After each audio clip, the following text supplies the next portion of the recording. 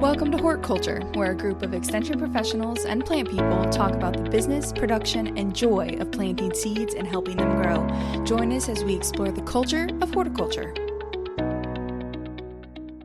Hot tip that probably everybody else has already known or thought about that I have not and tried for the first time today.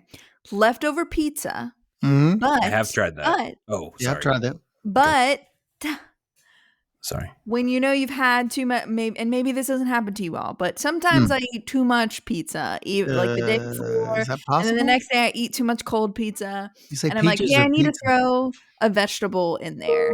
And Peaches. so I'm like, wow, I have all this lettuce from my CSA share, and I need to eat it before it goes bad. Okay, listen.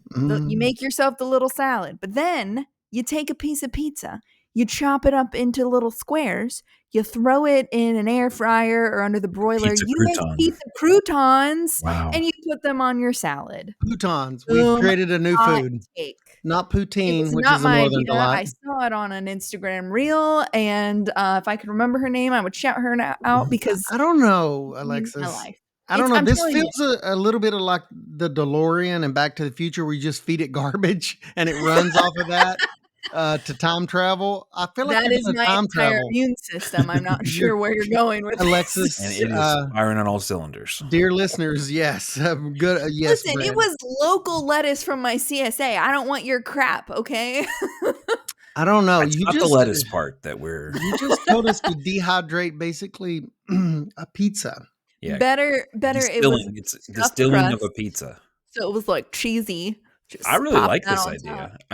Is it when you say you've eaten too much pizza, you mean that you're sort of tired of it as a aesthetic? No, I'm usually not tired of it because that's where like you still get the flavor. It's usually more of a, if I eat a more pizza, the amount that I want to eat without a vegetable, like my digestional system is going to be, I see, weird. And so I'm like, okay, I need to eat some salad, but also there is pizza in here. I'm still looking for the frame for this. I mean, I feel like the pizza is being I think it's an interesting take because you have like the tomatoes are making their way back to the salad, like they're going some mushrooms, yeah, it's like Finding Nemo. It's kind of like Homeward Bound, Finding Nemo. Bound, yeah. I mean, this is Sassy the cat finding her way home, people. That's right, Chance.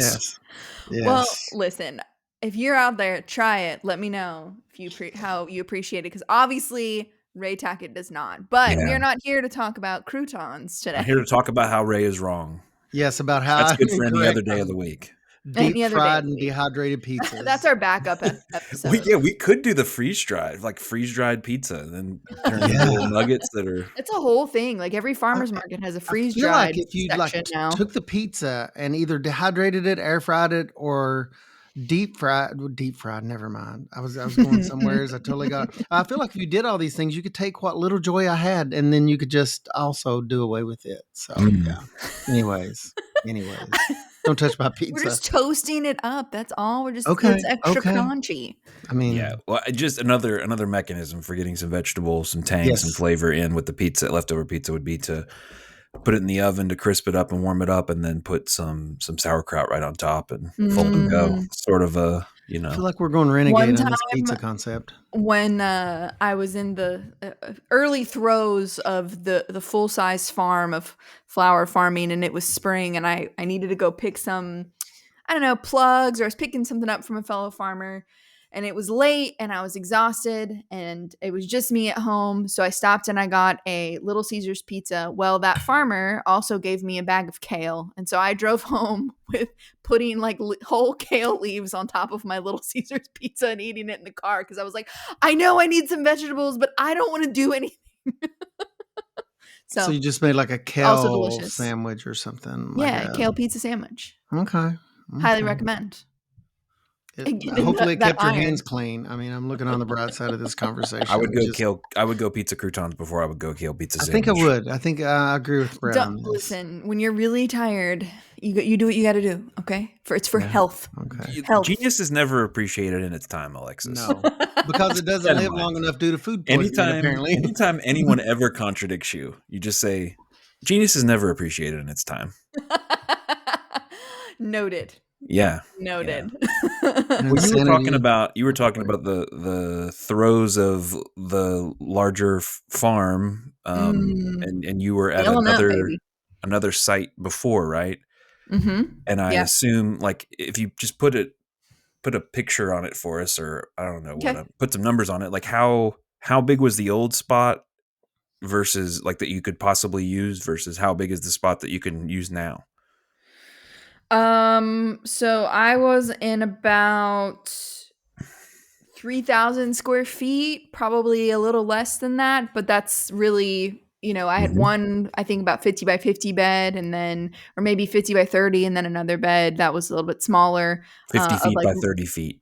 yeah, 53 by Yeah. 30 feet, and then some pots and, just some various stuff like that. But I was on some rented land as well. So I was kind of limited in what I could do and what I had available, but was in a good spot. And that was what I started on and how I made money and to pay for bigger things and to finally put a down payment on my farm and all that good stuff. But yeah, very, very small. And you can do a lot in horticulture in a small area. So Mhm. we'll say 3,000 square feet, Yeah. roughly. And now, not how much do you have in, but like how much if you wanted to go full tilt, all the Everything I arable, have access to. plantable land. Yeah. Mhm. Well, how big Yeah. is the So I property would itself? property we're on itself is about 14 acres. So I probably have about 12 acres that I could actually put into production. And so just to put that in perspective, you said Mhm. 3,000 square feet Mhm. ish on the old one. Mhm. An acre is like 43,000 square feet. 42. I Yeah. don't know what the exact number is. Yeah. And you have over 10 of those. So Yes. over four, talking about 3,000 versus 400,000 square feet, more than that. It brings up this concept that I think we sometimes gloss over, and it's the concept of scale. Mm. And it's hard to pin down, and this is why sometimes seeing the place in person puts it in perspective. You can kind Mhm. of go out and look and see the field, and holy moly, this is huge. Or Mhm. when you hear people talk about, uh, you know, acres of production that are inside a greenhouse. We have this much acreage under plastic, acres under plastic. It's wild. And you're used to thinking, oh, a big high tunnel is, 30 by 200. Well, that's not acres under plastic. That's a much smaller amount. And Mhm. so I think it's just something we recently attended the local food summit, and it brings together lots of different folks from different organizations and parts of the food system to talk about things. And I think just one of those ongoing challenges, tensions, points of interest is the scale of our production, the scale of our markets, the scale of our distribution, and all the various decisions we have to make about that. So when you all think of scale, when you hear scale, I'll answer first. One of the things that always jumps to mind for me is when I hear someone and they're talking about their operation and they say something like, "We put out 212 tomato plants this year." I'm like, wow, that's a lot of tomatoes on the Yeah. one hand. But if you have an exact count on the number of plants that you put out, you also didn't put out that many as far No. as on a scale, If from you scale. know, if you know, And because, like, Yeah. go and ask somebody who has a big operation, how many plants did you put out? Oh, I don't know, something like 40,000. if they And then talk he's in like, terms of acres, then yeah, yeah, that's different. Yeah, Yeah, we put out 5 acres of tomatoes. We don't know how many plants, but yeah, yeah. yeah. They roughly know how many plants per acre, but they don't know exactly how many. Yeah. Mhm. So when you all think about scale, think about this concept of whether it be scaling up is something that we use, whether it be Kentucky agriculture, um, efficiency of scale. I mean, what are the things that associations that you all have in that Well, discussion of scale? I'll go back to some of the earliest discussions I have with people that are new to an enterprise or new to growing things. Is usually a typical early piece of advice we give as field agents is that, we tell people to start small. That also relates to scale. Mhm. I start in proportion to your experiences with that crop and your, aversion or how much risk you're willing to take since you don't have a lot of experience with that, which all goes to say start small and scale up slowly as you gain experience, as you gain an understanding of markets. And that's one of the first things I think about. And I guess the way you're framing this out, Brett, is, I mean, that has to do with scale, doesn't it? I mean, we encourage people start small. Don't start bigger than you're willing to lose, basically. When you say small, That's relative as do well. you have something in you? I mean, but I'm, you know, being frank or being real about it. Do you have something in your mind, or like, No, are not there a really. couple of? Okay. Because I mean, I've dealt with row crop people, fairly recently within the last 3 or 4 years that they have over 1,000 acres row crop, and they're wanting to do something in horticulture. So their idea of scale is a little different than someone that has never had a market garden. Now they both should start off smaller, but it's not an easy question to answer because one has access to 15 laborers constantly 365 all year round, and they're looking for something to do, so they need to scale up to take advantage of labor, whereas the other person, it's just that person. So scale it's almost on a case by case basis, and I can't really say a quarter acres of tomatoes because that's going to be different for the one person. That wouldn't even be worth them trying, even though they're new to it.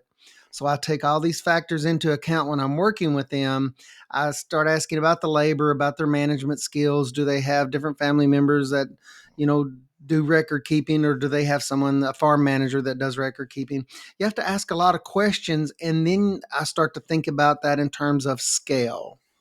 Sounds like, and you said it earlier, Ray, but scale is dependent on like risk Mhm. adversement, and Yeah. I think I kind of think about scale that way too. Yeah. Of scale and experience. I think Hmm. in my mind, even though they're not necessarily the same always, sometimes people have no experience and they go huge, but if scale is done correctly, your experience matches up with the like level that you're at in my Yeah. brain. I'm Yeah. not saying that's right or wrong. It's just the way it is. And that would be towards markets, that would be Yeah. towards, actual growing, the whole ramification of it. But the risk is that makes sense to me. Like you put that name on it of like someone may have the finances and the ability to risk an acre of loss on Yeah. something, and so that is their smallest scale Yeah. versus the equivalent of that is someone with 20 tomato plants, Yeah. and that is small for them, and so it's a good thought. And it's tough. And I'm trying to think about some of the earliest questions that I ask that have to do with scale. And one of the early questions is, why are you doing this? I want to know if they see themselves more as a producer, because as you scale up in operations, it's not uncommon to go from a producer to a farm manager. You don't realize Mhm. you're Bookkeeper and morphing. So I want to know that up front. What is going to keep them energized and motivated to keep doing what they're doing? And I've worked with people in situations where they've slowly went from a producer and they become unhappy with the situation, not because of profit, but Mhm. because their role has necessarily changed from producer to manager.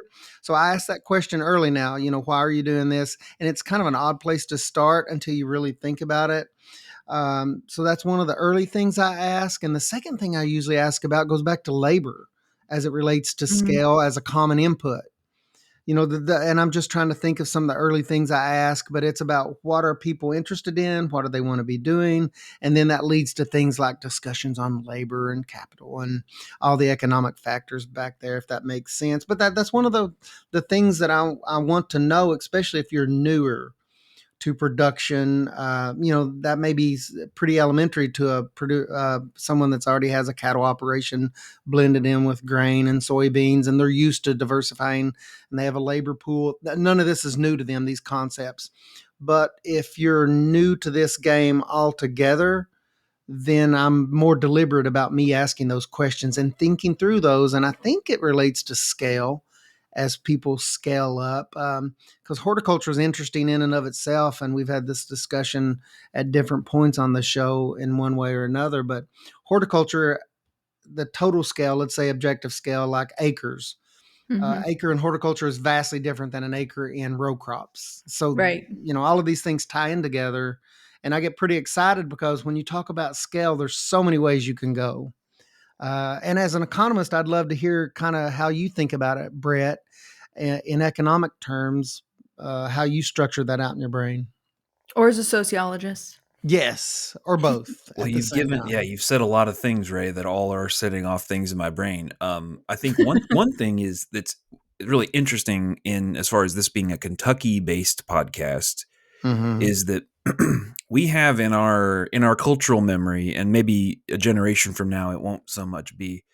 We have within our generational memory, an era when 5 to 10 acres of a particular crop could sustain a farm. Sure. That crop being tobacco. Yes. The idea that your tobacco crop could pay for the farm for the year, whatever it Very may be. consistent income, very structured. Yeah. And that is unique compared to other places. And so Mhm. I don't know the commodity world that well, but like I was taking a look at our budgets for that we have through the CCD for specialty crops, and for the estimate. Now these are ballpark estimates that your mileage may vary, but a tomato crop, 1 acre of tomatoes, which makes my back hurt just thinking about it, Yes. as the person who would be tying them and growing them myself.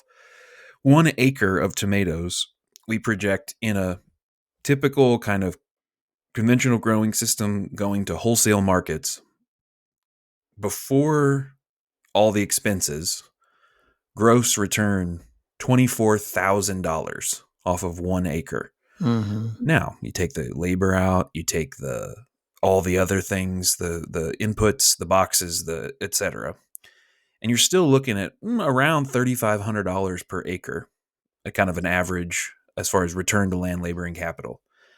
I don't know what the return to land, labor, and capital per acre is for commodity corn, for instance, but it's not $3,500 an acre. I'll venture Yeah, to say. yeah. Uh, Nowhere's near it. Closer. Do you all have a ballpark estimate for? I was trying to look it I up. don't right off. I used to have that rattling around my brain for all the major I don't for that now. Yeah, Our But and past. I think it's down in the sub yeah, $200 an acre. yeah. We'll just say that very conservatively.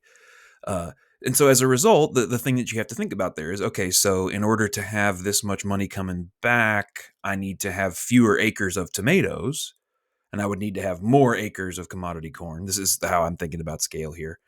But I also need to have a bunch of people to do all that Hmm. tying and picking and all that kind of stuff, which adds a whole layer of complexity compared to I don't have to have an HR department for my combine and my Yeah. seeder and my drill, or my drill and my combine and stuff like that.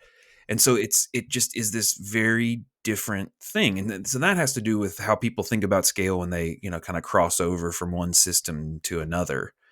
That an 5 acres. We deal with this a lot, or I usually I don't have to do it as much anymore because people have seen it now.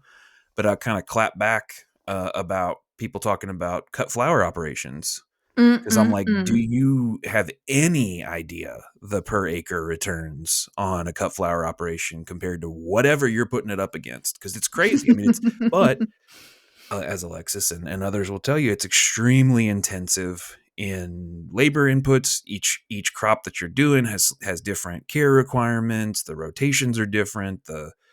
In the case of like a high tone, you have infrastructural investments and maintenance and labor. I mean, labor's a big piece of that. And Mhm. so I think, yeah, those are the main high points I think that come up for me as I'm thinking about this. But one of the biggest, most challenging ones is access to the labor to be able to handle the scaling up process. Mhm. And there's almost this leap that has to Yeah. happen where you go from not needing it to needing it to Yeah, that's a really breaking needing point. it. Yeah. And so, and just this is again, I think one of the advantages of these jobs is that we get these opportunities. You all on the agent side, and then now Alexis and me on the campus based side, you get the chance to go and see some other places and other sites and other situations. And if you haven't gone and seen them before, you would never know that this is how things work. But Mm-hmm. so I have been to operations where, and you all have probably seen this too, they're talking about thousands of acres of pumpkins, thousands of acres of watermelons. Yes. I've seen these operations where what they have done is they have bought like a literal fleet of old school buses, cut out the windows, cut out the sides, and they use them as kind of these covered wagons. And they have like this building that they have built, this entire, I mean, to call it a compound is a little intense, but this kind of entire compound that they have built to house their 150 plus H2A workers that they bring in every single year. Mm-hmm. And so I go and see this and I'm thinking about this. And then I come back to Kentucky and I hear people thinking about wanting to grow pumpkins or watermelons or whatever. And it's just this cultural dissonance kind of where you don't really understand if you haven't seen that and it's hard to even understand it, that you're going to drive for 30 minutes and you don't even make it across the farm kind of feel. Mm-hmm. I mean, these farms have office managers, and you talk to, a certain type of producer there that really loves growing things. And you mentioned something like, well, some of these farms have office managers, and you can just look at the reaction and tell that's a completely foreign concept, but absolutely when on the scale that you're talking about, Brett, which is pretty common in a lot of the U.S., you have these large complex operations that are like mini corporations that have a lot of moving parts and they're very intricate. They have marketing sides, they have production sides, and all the management and personnel, almost like they have HR departments. Some of these farms do just to manage the paperwork, but you kind of have to, and like you said, that is a demarcation line that's drawn of whether or not you're willing to, to have in place a labor management system. And that's going to determine how big and how far you grow in a lot of circumstances. If you're not willing to do that, or if you know yourself and that's something you're not interested in, then you may have to kind of reconsider some of your things. But yeah, it's amazing how complex some of these operations are. And I've talked to greenhouse growers that have acres under glass, and one of them just famously, and I believe you guys have met this person before, but he famously said, he jokingly says, I don't care about plants. He said, I'm a business manager that happens to make money off of plants. And it's a very business centric, a very logistic centric mindset. Not a true leaf. Not that passion, man. But yeah, business acumen is there. Business sense is there, but it is a different kind of mindset that goes beyond some of the scenarios you talked about, Brett, where we have this sort of heritage or this background in Kentucky. We have a long-standing history of small farms. Growing a particular crop. It's been a very good crop for Kentucky, but it's also formed a lot of the mindset that I think is still persisted in the state as far as it relates to scale and how big you have to be to do a certain thing. Well, yeah, and I've talked with multiple folks in the extension world and elsewhere before, and I think sometimes some people, not me, feel like we should be pushing people in that direction. Like we should be, encouraging people to pursue this type of scale, because the flip side is a fleet of school buses and multiple forklifts and 40,000 square foot cooled storage area. All of those comes with a lot of costs and risks associated with those costs, often financed risk in order to be able to grow into these other markets. And so, you start talking about the costs associated with doing the thing, and then the gross returns, the amount before all of the expenses is really big. It's a big number, but then you start to subtract and you're like, you can work really hard and take a ton of risk amount. And clear as much as you could if you went up the road and got a job at Home Depot. And it's kind of like this. Unfortunately, that's a very familiar feeling for a lot of American U.S. farmers and farmers globally too. Like, man, you got to kind of love it in some cases in order to do it, and even that sometimes isn't quite enough. But yeah, my mom always said, like, the more you have, the more you have to fix, and Well, you have she to was always talking maintain, about like the washing machine, Sure. or because like I would always want like the new tech or, something like that. And she goes like, the more you have, the more you're going to have to fix. And it like has resonated with me, especially in farming that's the case. Like, yeah, it would be nice to have, a Kubota or, a lot of these different implements. But, I heard on a podcast, somebody said, if you struggle with it for a year and you realize how much easier your life would be and like you can't find a better way to do it, then go buy the thing or then go scale up to the next thing. But what is it? Necessity is the mother of innovation, or something along those more lines. Money, more problems. Yeah. Right. Well, yeah. And or more money or Ray, more you risk. said something that like more assets, more liabilities. Ooh, I like that economic version. Yeah. I love that you ask people like about what their goal is, and it's sort of like, what is the lifestyle you want to lead? And I think that of them and their family. I mean, exactly, you have to bring their family into it. Yeah, exactly. Like what is the lifestyle that you want? And I think if we, in extension, were to prioritize that lifestyle over this, then the scale comes second, right? As to like, well, what markets do you want to get into? Whatever, if they don't want to get into wholesale markets, if they don't want to be driving to these big wholesale markets at 4 a.m. or something like that, because they want to get their kids on the school bus, there's different ways to think about it. And then you can say, all right, this is a lifestyle you want to lead. This is how much, money you think it's going to take to do that. So then let's find a scale that works for that lifestyle. And that feels like such a more natural way to think about things. And like the farm that I am creating here, it has all based on the fact that I don't want to hire a full-time employee. Like I don't want to manage, their, like all their benefits and going through the IRS and doing all that. I want, a part-time employee that's an outside contractor and my paperwork is easy. But I never want to get to the scale that I have to hire a full-time employee or manage more than 1 or 2 people. And that's what has kept me from going from where I'm at now on to 12 acres, is that I don't want to have to do that. And so that was my, pinch point for scale, was the people. It's a very deliberate process for you to come to that conclusion. Are there any explicit or specific limitations that you have had to accept in order for, and I know there are limitations, but are there specific ones that come to mind when you're saying, if I were going to do that, I would have to have a full-time employee, and as a result, nope. And can any of those, like as examples? Yeah.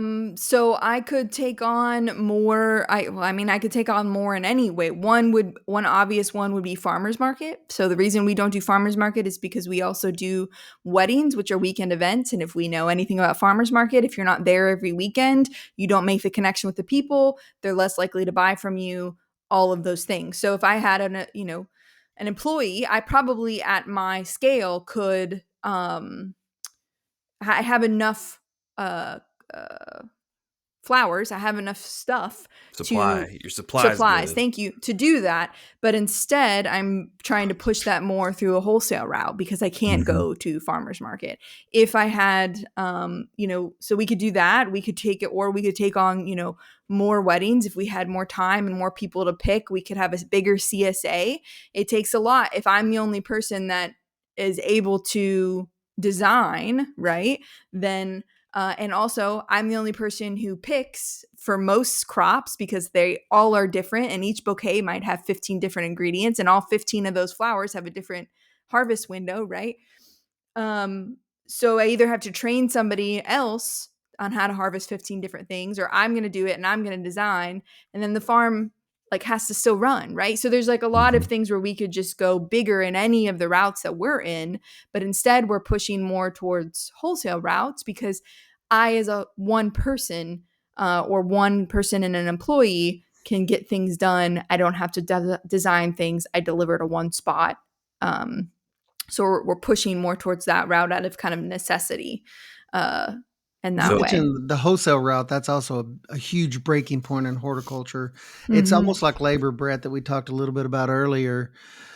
And I was a part of an amazing conversation this past week between a 40-year plus producer that is getting out of producing the crop that he's producing, talking to more like an 8 to 10 year, a newer producer in the same crop. But I mean, the discussion was retail versus wholesale, and it was interesting. Neither one were right or wrong. They were just reasoning through their life Mm-hmm. about like the pros and cons, just like Alexis said, of going wholesale. The one producer that has retired out of this enterprise, this horticulture crop, is saying, it never was for us. We tried that and it just didn't fit our family goals, my personal Mm-hmm. objectives. We just decided to actually scale back. And for their particular operation, every operation is different. They could stay at retail, for the most part, stay at retail, make just as much money that if they'd have scaled up approximately 10 times bigger. Because to Mm-hmm. get to that next point, you had to grow 10 times bigger. And this is a person that had grown the crop for years, been to a lot of national meetings, state leadership positions in this crop. And he was talking to the other producer and he says, well, think about this. And the other producer, had lots of experiences in other crops and had farmed, well over lots of acres in this new and was getting into this new enterprise. But it was fascinating hearing the two go There are back different and points of forth view. Yeah. reasoning. Yes. And it had to do with scale. It had to do with wholesale versus retail and all the What considerations. their And strengths and weaknesses are. Like if that's someone really who's what it doing, was. Their personal yeah, style. Yeah. there Absolutely. someone The who's doing one, yeah. retail likes to deal One, with people yes. and is okay with that, and like they'd rather spend man hours dealing with people versus someone doing wholesale would rather spend man Yeah. hours, maybe more in the field. I just listened to them over time, and one had 20 plus laborers. They had access to 20 plus, labor units. People doing labor, and they had an office manager, and they had a separation of duties for marketing and production, whereas the other was more of a family based business. Fascinating, and it all Mhm. had to do with family objectives and scale and where you wanted to be and where you saw yourself being. Neither one was right, neither one was wrong. But like you said, Alexis, it was personal management and how they built their different operations. But it was really an interesting conversation. And a lot of it went back to that retail wholesale because in Kentucky and elsewhere, once you get so big, you're going to saturate. Like, now we're going to talk about markets. And once you get to a point you're going to saturate local markets, then you have to think about beyond that. And wholesale is a whole nother game that relates directly to scale.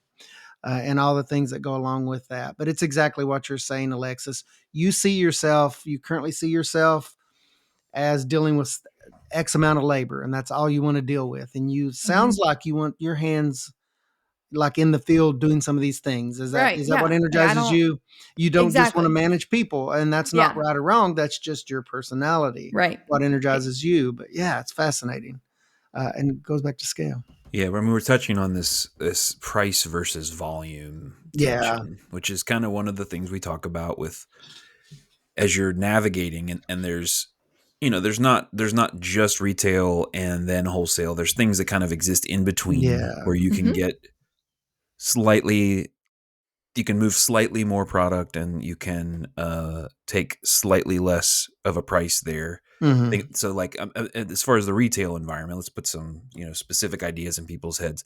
I'm thinking of like a farmer's market, on farm stand, a like if you have a on farm store of some sort, even things like CSA, though there's just kind of a slight difference because you're pre-selling slightly larger volumes than just somebody can come up and buy one single apple off your table at a farmer's market where you're going to charge like Mhm. maybe the most per unit there. What about sorry, Brett. I was relating a flower thing to a vegetable thing, but like selling directly to a chef or selling directly to a florist could be considered wholesale, but you're still probably making a little bit more selling directly to them than you're selling to a true wholesaler who then yeah. sells to them. So that's like another way Mm-hmm. I think that people sorry, I'm all Yeah, excited about scale. that's exactly right. I mean, that's and so what you've then started to touch on is this idea of scale of distribution. Mhm. Because when you sell to like a true wholesale distributor, what you're doing is you're saying, I would like to take advantage of the fact that you can get my product to hundreds of stores or Mhm. thousands of stores even. and I'm going to sort of pay you for that by accepting a lower price because you're doing a lot of the work of getting it to the final You're customer. doing all the marketing. I mean, most of the marketing. Sometimes your product doesn't have an identity; it just goes into the stream. Well, and that's an Mhm. interesting one, and I do want to come back. I want to come back to that concept and just be a little bit of the prickly provocateur around local food and what the heck we Mhm. mean. Hmm. But so that's the way that I kind of think about it. Is the fewer people there are between you and the customer, the more of the marketing work you are doing. Yes. Yes. The more people there are between you and them, the more somebody else is doing the work. And so as you look at that product, you get a smaller and smaller share of the final customer dollar, but you're Mhm. also enlisting other people to do the work for you. Right. In theory, you're doing less work. Yes, in So, theory. yeah. Or you are able to reach way more customers with your product and sell more Mhm. units. And you may have to, because let's say an operation out west with a very low population density, and you're 7 hours from a large population center, which is essentially customers. So all of these things then play into that. Your decision in some cases may be made by geography, Mhm. regardless of how you feel about things. Maybe you're in a very community of 3,000 people, you Mhm. know, uh, Yep. and you have quite a bit of production, but scale just is in the back, isn't it, Brett? Just lurking, just in all these discussions we're having. Yeah, and there's It's there. positive sides Oh, to the scale absolutely. thing too. Yeah. There are risks and there are positives, and Oh, so sure. I think an interesting one that I always think about, and this will appeal to those who are trying to justify the purchase of another plant or another, whatever, is the kind of like, what's one more? What's 10 more? What's 40 more? I mean, there is a point where you're like, okay, I'm going to put out 30 tomato plants. Well, what would it be to put out 40? Mhm. Because with each incremental step that you take in growing, within a certain range, you can put out, it doesn't take that much more work to grow 10 extra plants if you're already growing 30. Yeah.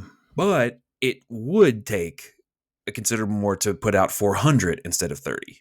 Mhm. And it's those intentional kind of scaling opportunities. And I was talking with actually my neighbor recently, and he was saying something in the like construction and contracting industry, I guess other industries too. They say that if your business grows by 40%, most of the management systems you have in place will be no longer relevant. And like you're going to Mm. have to change those and shift Mm. those. And Yeah. I think I don't know if the 40% is exactly correct in all industries, but there is something to be said with that, where if like you are putting those things out, planting each transplant by hand, Mhm. 30 to 40 to even 100, okay, doable, but then you take this jump and then it's like, okay, maybe we do a ride on transplanter, or maybe we do some of Yeah. those, make some management or labor or equipment changes in the process. And as you do that, well, so if I'm going to go from 30 plants to 400 plants and I'm going to get a transplanter in order to do that, well, now that I've invested in the transplanter, why not do 1,000 plants? Because it's way faster Mhm. and easier. There's this economy of scale, or this idea of like efficiency of the scale to do that. But then Mhm. suddenly you have to say, okay, if I put out 1,000 plants, I've now gone in 2 years or however from 30 plants to 1,000. Where am I going to market those things? Where am I going to sell those Boom. things? Well, that Yeah. came up in a conversation. It was probably a couple weeks ago, and it was apple producers. They get together in the state, but in Kentucky, we're moving to high density apple production, and one of them brought up something that was just so elementary but so awesome, and it was just exactly what you said, Brett. Let's say high density apple production. You're in some cases 200% production based over semi dwarf production system.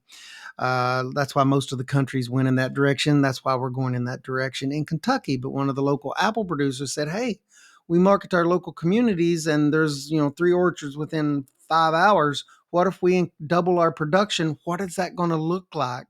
And it's exactly what you just said, Brett. But it had to do with scale, and everybody's a lot of people are adopting this system. It seems like it's the future, it's the way to go.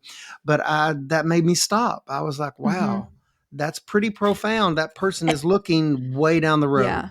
And there's, so there's like the marketing aspect of it. Okay, now I've got to move double or more or whatever. Mm. But there's also, even if you look at it from a production standpoint, I was just listening to a podcast that they weren't calling it scale, but that was exactly what they were talking Mm. about, was why you don't plant all of the extras. Because in any type of production, usually, if you you need 50, you plant, say 80, depending on what the germination is. That way you make sure you've got 50 really strong, good plants, right? But why do you not plant the other 30? And because it's so tempting, right? You've already put this time and effort into growing them. Well, in any of the plant world, but in this case it was flowers. It was the Field and Garden podcast. Shout out to Lisa. But if those, it takes more time to harvest those. So whether it's tomatoes or flowers or apples or whatever, it takes more time. So there's more labor hours. And also, if you might think, oh, well, I just won't cut them. I'll leave them for the pollinators, which is my favorite thing to say now. It's for the pollinators. The laundry doesn't get folded. It's for the pollinators. But that means that those plants stop producing. It also means that there, in apples or tomatoes, there can be disease that comes in that affects all of the other plants, right? So there's more to it than just I don't get to it, or I can just plan out a few more. But if you can't market those, you don't have the ability to get them to the market, it can put a lot of pressure on all your other stuff too, right? It can hurt your other things. And so I think sometimes we forget about all of that. And then it's like the sadness, right? There's the burnout that we start to feel, especially when it's hot. We've been doing this a while. The burnout of when you see all of those tomatoes or apples or flowers that didn't get picked, and then you're going to feel that about yourself, and it just adds to that, versus seeing everything cleanly picked and feeling good about yourself and, man, I'm going to sell everything I have. That is such a better feeling than having things still sitting in the cooler, even though maybe you technically made more money. I don't know. There's it's a lot easier to get excited to go up a little bit more in scale than to see yourself fail. And we see a lot of like beginner farmers that struggle with that, and then they quit because they've burned out. So it's not all just money. But And scale's not absolute. Our discussions we've kind of talked about this in one way or another. As you gain experience, or as you as high tunnels is a good example of where a scale is not absolute. And then producers years ago, when high tunnels started getting popular in Kentucky, and we're the biggest high tunnel state, I think, to this very day. And one of the big motivating factors was to get to market earlier with tomatoes, because then you get a price premium at that time if you're one of the earliest tomatoes. Well, producers quickly, started thinking, well, what if everybody has tomatoes? What's that going to do to the price? I don't think there's any definitive answer to that, or maybe there's just not enough high tunnels that it didn't universally affect the price in Kentucky on local markets. But it was good logic. They were looking ahead and seeing. They were like, oh, well, if everybody has high tunnels, then we're all going to have them at the same time any which way. So it's going to have this effect on price. And maybe, so scale's not absolute either in production or marketing, I think, as you gain experience, as the situation around you changes. We don't grow in a vacuum.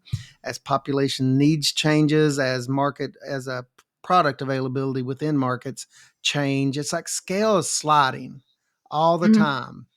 I mean, I don't know. I may have just broken 20 economic rules by making that statement, Brett. I'm pretty sure I did. But I just have this feeling that scale is kind of fluid, and the law of diminishing returns kind of plays into this, and there's a lot that plays into it. But I think part of what you're touching on is that what like some social scientists and others for a long while now, decades, has been calling on the ag of the middle.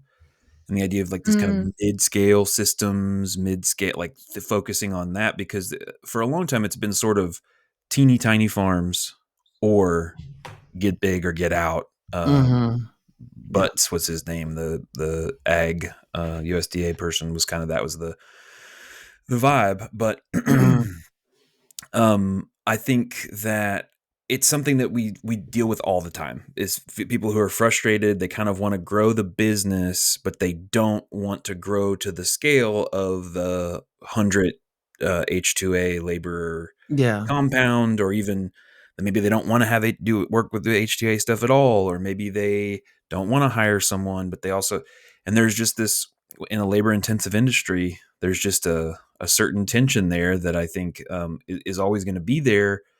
And it's hard. It's really hard to be a large retail operation or a small wholesale operation. Yeah. Like Yeah. that tipping point is very difficult to manage because you're either so stretched thin and so labor intensive with your own market staffing and everything else, and you've become a personnel manager more than anything else, or you barely have enough volume for this to make sense, and you've gone from, and just to put some actual numbers on it, we see at farmers markets during peak season between $2.50 and $3.50 a pound for tomatoes, for instance. Tomatoes is this thing we're going to keep going back to. The price at some of the like produce auctions, for instance, which aren't like a true wholesale market, but they kind of give a sense of that. The averages can dip down to 50 cents a pound, and sometimes even down to 10 cents a pound on the low end for the same Crazy. qualities that Yeah. grown in the same place. Maybe even at a little higher quality or standard of grading and everything else. And so suddenly you're trying to negotiate that, and you're used to getting $3.50 a pound, Yeah. and you may be double production, but you're still, and you're going to take a 1/7 of the price maybe compared to what you were Yeah. getting. It's just, and it can actually pencil out and make sense in the right context, in the right situation, but it's daunting, and there's a reason why I want to tell people, like, you're right to find this frustrating, because this is a really difficult hump to get over. The economy of scale thing, it's like to pencil all that out is overwhelming for sure. I have tried to do it, and I think it's just kind of, in some cases, just penciled out itself. Like you just kind of slowly Mhm. start doing it for whatever reason. Like you run out of time, so you need better equipment, and then it pencils out in the long run. But like trying to figure out what that long run is, and if you're scaling up or buying really expensive equipment, a huge transplanter, maybe you need a tractor and all of the theft. That's not cheap, and just that it's a very difficult The thing equipment to pencil is out. the equipment's a big deal because I've worked with producers before that have necessarily had to purchase like a very expensive piece of equipment that has a depreciation scale. And to Mm-hmm. make that pencil out, they've actually had to scale up their entire operation to keep Yeah. that piece of equipment working to the point to where it made sense to purchase it to begin Yeah, with. exactly. And that's a case where equipment will drive the scale. Sometimes labor Mm-hmm. drives the scale because you got to keep the labor busy year round, or you're not going to have a consistent, access to that labor because labor will go and find someplace else to work year round. So Mhm. it's what's driving your scale. Sometimes it's your own personal preferences. Sometimes it's your land capital. Sometimes it's access to capital. I mean, there's so much that drives scale beyond what we actually even want. And Yeah. And in the interesting. chess match, you move one thing, and then that forces you to move another piece. Yes, Yeah. yes. It's And it's very it's easy for act that and that train react. to pick up steam, and then Yes. suddenly you're looking, and again, it can really work, but it is organizationally complex. Yeah. Yes. So I'm looking at our, we don't want to go on too long, but I do have one question I wanted to ask you all and get your opinion on. And I think my question is, when we hear people talk about and celebrate the local food system and local food and local agriculture, do they really mean local and small agriculture? Mm, Another way of saying it is, if this farm 50 miles down the road from me, or 10 miles down the road from me, is selling products mostly to Walmart and Kroger and other kind of distribution chains, am I a champion of them, or am I more a champion of small local agriculture? Where does the scale picture fit within this conception of localness? I mm, think you just have to ask. I've found, I mean, there is a little bit of consistency there because sometimes there's a romanticized view of that Hallmark orchard that has the 30 trees, and the person comes back and marries the governor that has a cute Labrador retriever. they were You the know, mayor. and that's fine. There's a certain romanticized or cultural aspect of kind of what you see as the small, farming system. But I ask that a lot, Brett, because I want to know, because I mean, it's all part of the local production fabric, right? And it's the same difference to me as an ant versus a butterfly. Which one's easier to market if you find them around your home? What's going to be your perception, of the that ant? Are you going to consider it, as a positive or a negative versus the butterfly? They're both insects, but there's a Mm, lot of decisions made there, and it's a good question. I've seen, like video pieces, documentary pieces that talk about corporate farming, neither bad nor good, but corporate farming, and people tend to view that different. And I'm not for sure what corporate farming is. I was You, gonna ask, like, is that you, what does that mean? the first thing I look for is people have to be very deliberate on their definitions of things, just like the local food system. That's why I like that question. But I think most of the time people think about family owned sort of businesses, even though my definition's a little broader than that. It's everything involved in production, big and small. That's the Mhm. job that we're in Extension. We take everything into account. But I think if you were to place the odds, it would be probably people see in their mind's eye smaller operations. I bet. mhm. I bet. I'm just betting on that. Mhm. To What do me, you it's think? everything.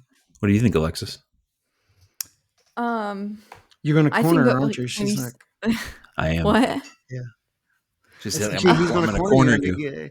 into a yes or no. It's like, tell us, Alexis. uh, I think of local by like actual mileage. That's just Mhm. the way my brain works. And so what's crazy is that, some of these bigger operations, like we've got some big watermelon farms out in, Western Kentucky, and they're selling to the box stores, but they're selling to them in Canada. They're not selling to them in Kentucky.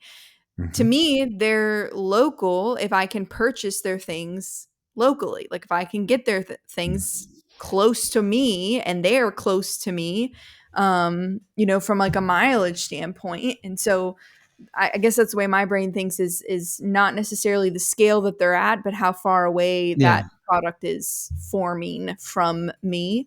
Um, so it doesn't matter to me.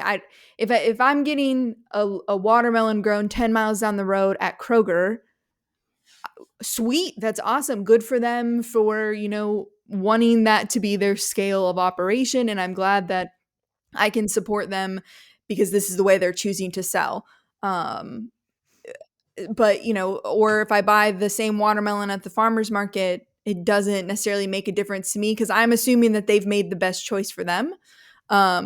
If they were forced into it because of whatever reason, that's something totally different. But you know if I'm under the assumption that they have made a choice on their scale, what that's best for them personally, then wherever I can buy their product, quote unquote, locally, mileage wise, is great in my opinion. Yeah, a useful term maybe for that vision or version is that people sometimes throw around is local products for local markets. It's kind Mhm. of a pithy way of expressing a little bit of Yeah, what you're getting at. But the I food think miles and one of the ways that this came up or comes up is in when people start talking about local food supply to institutional purchasers, restaurants, even local distributors. So, for instance, a local restaurant really would like to get local products, Mhm. but they're going to buy. They work with a distributor, and that could be an amazing distributor of high quality stuff. People sometimes talk about distributors like it's either local farm market perfect tomato or it's complete cardboard coming off of the Yeah. international mega ship, or I don't know where else it would be coming from. There's distributors who are distributing some really high quality stuff Right. at scale, and so anyway, but I think that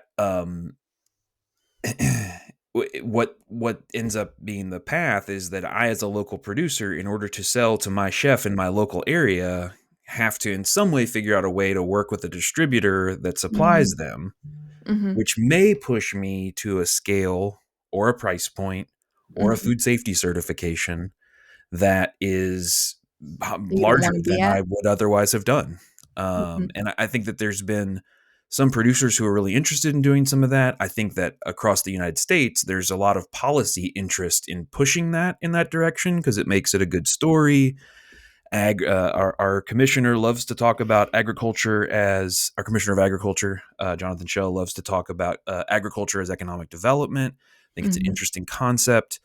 I think there's a lot of questions about definitions and other things like that would be really interesting to explore. But it definitely, selling at scale has value to political figures. It has value to those who are in the public eye and are trying to maybe address some issues or generate tax revenue, or even extension folks who want to say, I have a quote unquote commercial producer in my county. And it's like, well, what does that mean? Did you not have people selling at farmers markets for 10 years? Are they not commercial?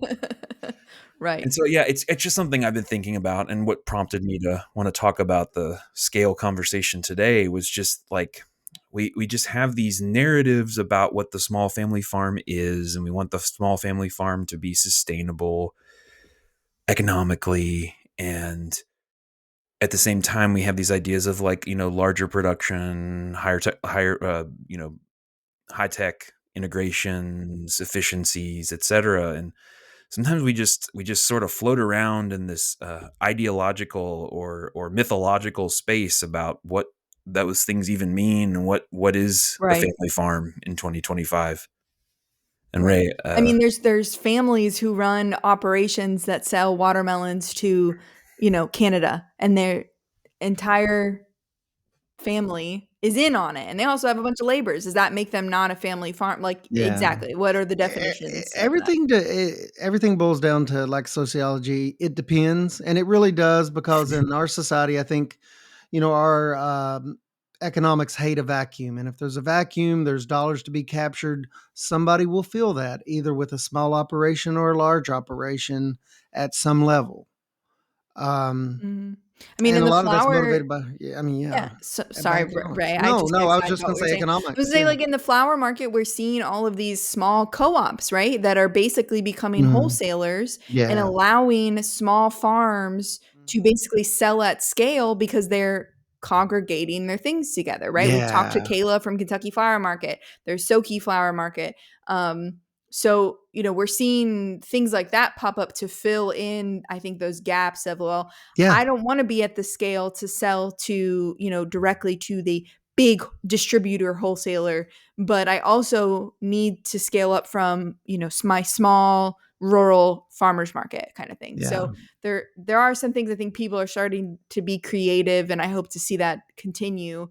One thing I've taken away from this, which I think Ray defined more clearly, is that scale should, in my opinion, first come with the lifestyle you want to lead, and then piece together the economics and all of those other things that go into it based on, what is going to make you sustainable in this industry, and not just the economic piece, not just it's the social aspect of what's going to keep you farming for you personally, and then just scale equipment, scale markets, scale production based on that goal. That is how I would that's how I'm personally looking at it. Brett just opened up a whole panacea of questions, and we've brought up more questions than answers today, but a good conversation does that. It does that. And all of these things are so relevant. And at some point, I mean, we're really the background, the water that the fish lives in this conversation is scale. Mm-hmm. I mean, that's We've it. got a lot of new farmers out there. I honestly think there's a lot of this stuff that we just don't talk about. We don't conceptualize it or just verbalize it. Yeah. And even admit it. And like, to be honest. And I think one of the things about that lifestyle consideration is that you may come to find that you actually can't live the lifestyle that you want to live while farming at the scale that you wish to farm at. Facts. And we tiptoe around that, and people won't say it. They'll say, well, you'll see, maybe down the road but I think that there's a real, we do a disservice by not at least openly addressing it and just kind of pushing it into this world of ideas and mythology and other things. And there's a number of folks who have been working around this space and have a lot to share.